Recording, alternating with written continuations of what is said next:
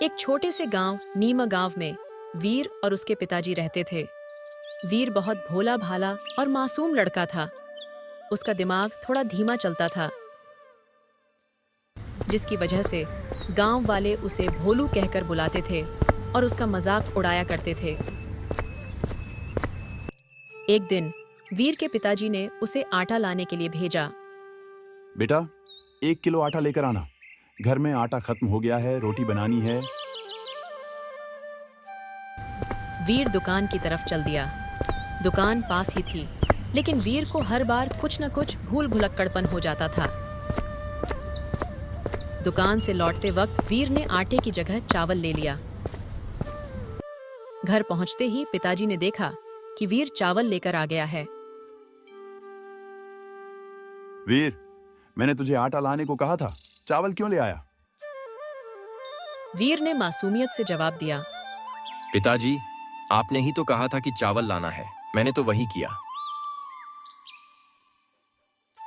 पिताजी ने सिर हिला दिया और सोचने लगे कि उनका बेटा कभी समझदार होगा या नहीं। इसी बीच नीम गांव में भयंकर सूखा पड़ गया। बारिश नहीं हुई, कुएं सूख गए और गांव वाले पानी के लिए तरसने लगे।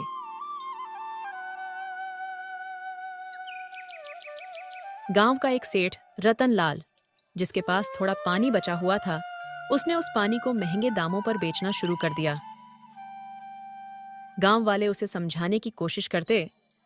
सेठ जी, पानी तो ऊपर वाले की देन है, इसे बेचना सही नहीं है। लेकिन रतनलाल ने कहा, मेरी जमीन, मेरा पानी, मैं जो चाहूं कर सकता हूं। वीर और उसके पिताजी की हालत भी खराब होती जा रही थी। पिताजी की तबीयत पानी की कमी की वजह से बिगड़ने लगी। वीर ने पिताजी से कहा, पिताजी, मैं कुछ करके रहूंगा, आपको पानी दिलाऊंगा।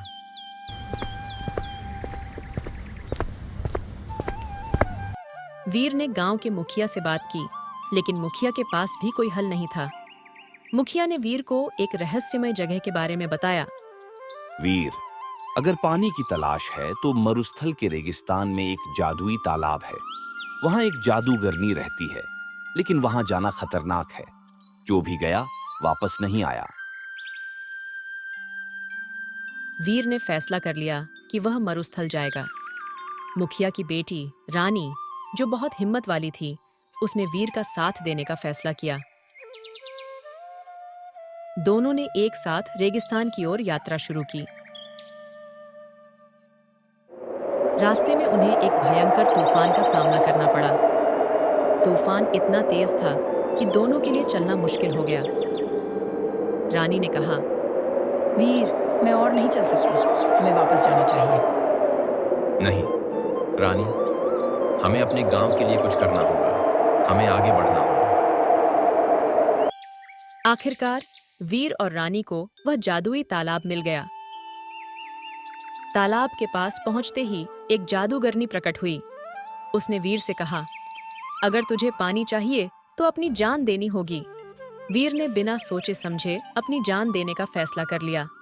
उसने रानी से कहा, रानी, मेरे पिताजी से कहना कि मैंने उनके लिए अपनी जान दे दी। गांव वालों से कहना कि पानी की कदर करें। जादूगरनी ने वीर की जान ले ली और उसकी कुर्बानी के बदले में गांव को पानी का तोहफा मिल गया। गांव वालों ने वीर की याद को अपने दिलों में संजो कर रखा। उन्होंने प्रण किया कि अब पानी की एक बूंद भी बर्बाद नहीं करेंगे। वीर का बलिदान हमेशा के लिए नीम गांव के लोगों के दिलों में जिंदा रहा।